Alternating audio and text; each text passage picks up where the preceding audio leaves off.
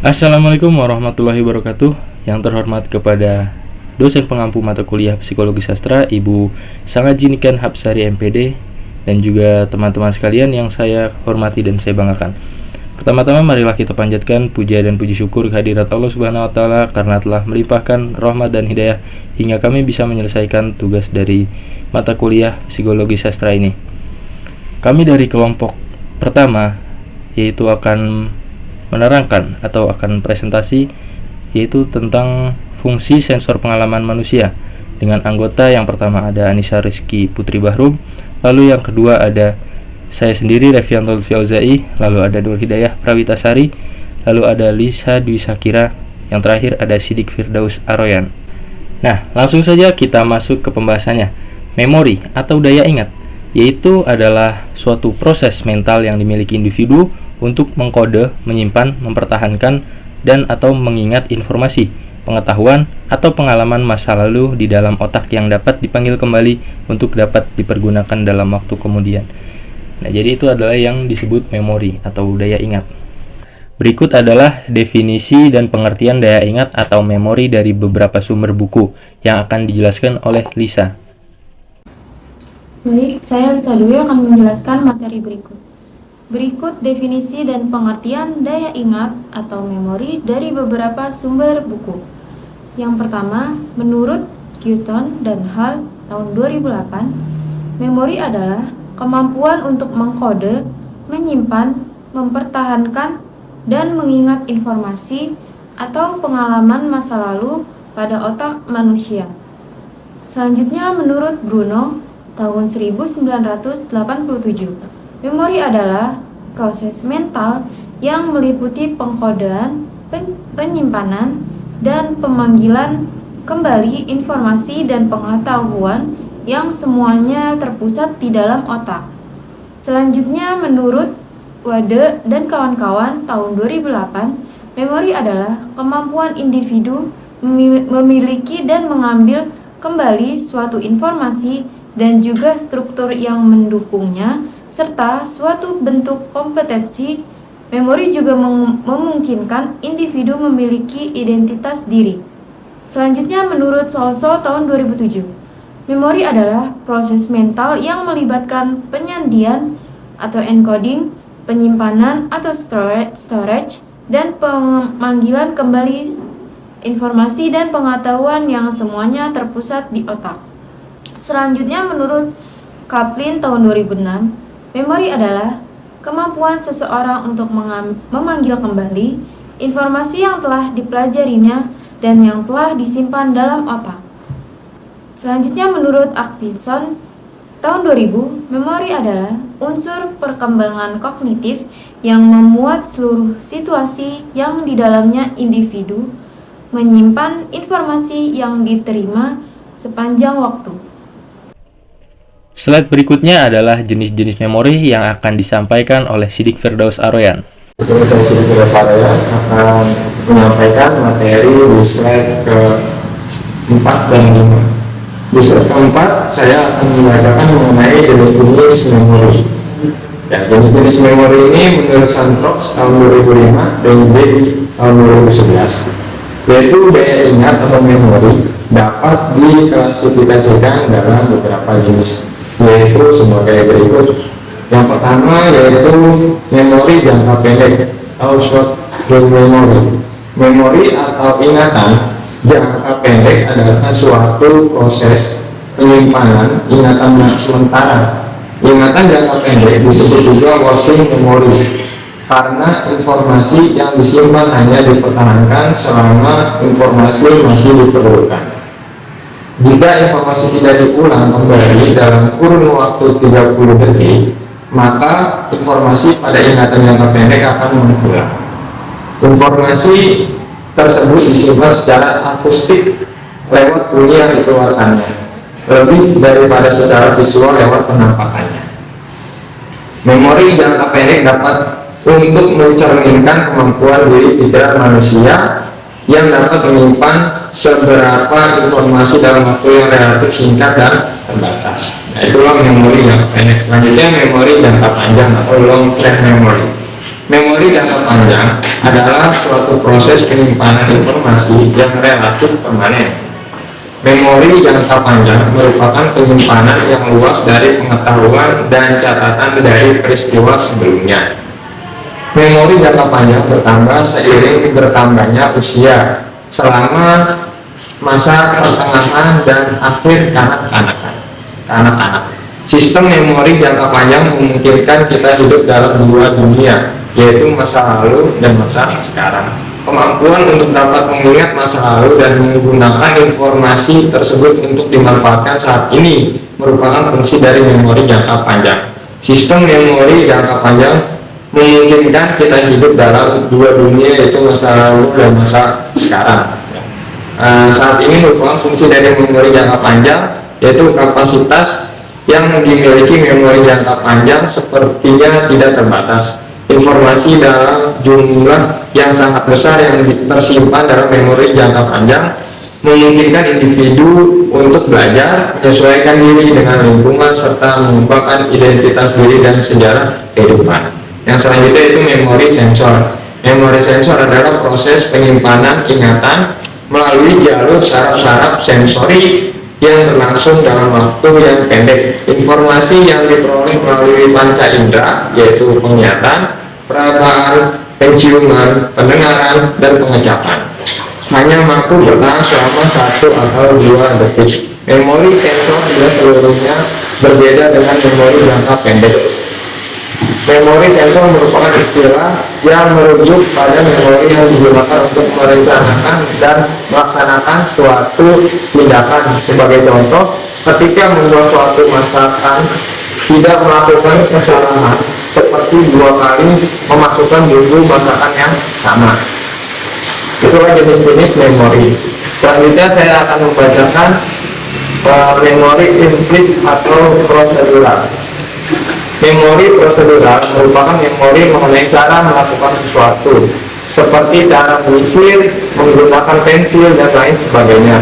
Memori prosedural ini juga disebut memori implisit karena apabila suatu kemampuan telah dimiliki seseorang, maka kemampuan tersebut tidak lagi memerlukan pemrosesan secara sadar. Memori implisit adalah pemanggilan kembali informasi terkait suatu peristiwa atau suatu objek yang mempengaruhi tindakan dan pikiran yang dilakukan tanpa usaha secara sadar. Jadi memori implisit dipanggil kembali secara tidak sadar. Dan yang selanjutnya memori eksplisit atau deklaratif. Pemanggilan kembali informasi terkait suatu peristiwa atau suatu objek secara sadar disebut dengan memori eksplisit. Contohnya, ketika seseorang ingin menceritakan masa lalunya kepada orang lain, maka yang dilakukan adalah secara sadar memanggil kembali informasi-informasi masa lalu di dalam ingatannya. Dalam bentuk memori eksplisit atau deklaratif. Selanjutnya yang terakhir itu memori flashbulb. Memori flashbulb merupakan memori pada situasi di mana seseorang untuk pertama kalinya belajar atau mencoba sesuatu yang sangat berkesan baginya atau yang secara emosional menyentuh perasaannya. Nah, itulah jenis-jenis memori yang telah saya bacakan di slide keempat dan kelima. Baik, terima kasih. Dari sini saya akhiri. Materi berikutnya adalah tahapan memori. Sebelum seseorang mengingat suatu informasi atau sebuah kejadian di masa lalu, ada beberapa tahapan yang harus dilalui ingatan tersebut untuk dapat muncul kembali. Menurut Atkinson, ada 4 tahapan yang terjadi pada proses mengingat adalah sebagai berikut. Yaitu yang pertama adalah memasukkan pesan dalam ingatan atau encoding, yaitu mengacu pada cara individu mentransformasikan input fisik indrawi menjadi sejenis representasi mental dalam memori. Lalu yang kedua adalah penyimpanan ingatan atau storage, yaitu mengacu pada cara individu menahan informasi yang sudah disimpan dalam memori. Lalu yang ketiga adalah mengingat kembali atau retrieval, yaitu mengacu pada bagaimana individu memperoleh akses menuju informasi yang sudah disimpan dalam memori. Lalu yang keempat adalah pengkodean atau penyimpanan dan pengeluaran. Seringkali dilihat sebagai tahapan proses memori yang berurutan. Proses ini tidak berdiri sendiri atau terpisah-pisah, melainkan saling berkaitan dan bergantung satu sama lain. Berikutnya adalah menurut Walgito, yaitu terdapat 3 tahapan dalam mengingat memori, dimulai dari memasukkan informasi atau learning, Lalu yang kedua adalah menyimpan atau retention. Yang ketiga menimbulkan kembali atau remembering. Gambar dan penjelasan tahapan memori adalah sebagai berikut. Yang pertama adalah memasukkan atau learning. Cara memperoleh ingatan pada dasarnya dibagi menjadi dua. Yang pertama adalah secara sengaja, yaitu seseorang dengan sengaja memasukkan informasi, pengetahuan, dan pengalaman-pengalaman ke dalam ingatannya. Yang kedua, secara tidak sengaja, yaitu ingatannya, misalnya jika gelas kaca terjatuh, maka akan pecah. Informasi ini disimpan sebagai pengertian-pengertian. Lalu yang kedua adalah menyimpan. Tahapan kedua dari ingatan adalah penyimpanan atau retention. Apa yang telah dipelajari biasanya akan tersimpan dalam bentuk jejak-jejak atau traces dan dapat ditimbulkan kembali. Jejak-jejak tersebut biasanya juga disebut sebagai memory traces. Lalu yang terakhir adalah menimbulkan kembali. Menimbulkan kembali ingatan yang sudah disimpan dapat ditempuh dengan mengingat kembali atau to recall dan mengenal kembali atau recognize. Pemanggilan kembali informasi terkait suatu peristiwa atau suatu objek secara sadar dapat diukur melalui dua metode. Metode yang pertama adalah recall, yakni kemampuan menggali kembali dan memproduksi informasi yang telah dimiliki sebelumnya. Metode kedua adalah recognition, yakni kemampuan mengenali informasi yang telah diobservasi, dibaca, atau didengar sebelumnya. Slide berikutnya yaitu model dan teori memori yang akan disampaikan oleh Anissa Rizky Putri Bahrum. Baik, selanjutnya saya akan menjelaskan tentang model dan teori memori. Nah, menurut Ardhani dan Kuswana, terdapat beberapa model atau teori yang menjelaskan mengenai daya ingat atau memori. Antara lain sebagai berikut. Yang pertama ada model Atkinson-Shiffrin. Nah, model ini tuh mengemukakan adanya pemisahan gudang memori untuk memori jenis yang berbeda. Nah, menurut model ini juga materi diulang-ulang dari memori jangka pendek masuk ke dalam memori jangka panjang. Model ini mengatakan adanya proses kontrol, yakni fleksibilitas strategi yang digunakan orang tergantung pada materi dan preferensi personal seseorang. Nah, salah satu proses kontrol yang penting adalah reversal atau pengulangan informasi yang menyebabkan adanya perputaran kembali informasi ke memori jangka pendek. Yang kedua ada model Tulving. Model ini membahas mengenai memori episodik, semantik, dan prosedural. Nah, memori episodik ini menyimpan informasi tentang kapan peristiwa itu terjadi dan hubungan antar kejadian. Nah, kalau memori semantik itu pengetahuan tentang dunia yang diorganisasikan. Sedangkan memori prosedural meliputi pengetahuan bagaimana urutan mengerjakan sesuatu dan menghubungkan antara stimulus dan respon. Lalu model yang ketiga ada model Craig dan Lockhart. Nah, Craig dan Lockhart ini merupakan psikologi kognitif yang menghususkan perhatiannya pada proses dan struktur memori. Melalui usulan teorinya mengenai tingkat pengolahan informasi ini yang mengelaborasikan proses dengan pengkodean dan mempengaruhi keawetan hasil belajar jangka panjang. Lalu model yang keempat ada model Bedley. Hicks dan Bedley ini mengusulkan suatu model multikomponen atau memori jangka pendek dan beberapa fungsi komponen sebagai buffer penyimpanan informasi sementara, dan yang lainnya itu sebagai informasi proses yang pasif. Nah, hasil penelitian ini memberikan bukti empiris bahwa pembagian memori kerja ke penyimpanan berbasis modalitas jangka pendek dan eksekutif pusat merupakan pengolahan modalitas bebas yang dilakukan oleh memori kerja. Lalu yang kelima ada model Daneman dan Carpenter. Daneman dan Carpenter ini memformulasikan konstruksi memori kerja dan mengutamakan pengolahan bahasa untuk tingkat kompleks dengan mengembangkan fungsi memori kerja.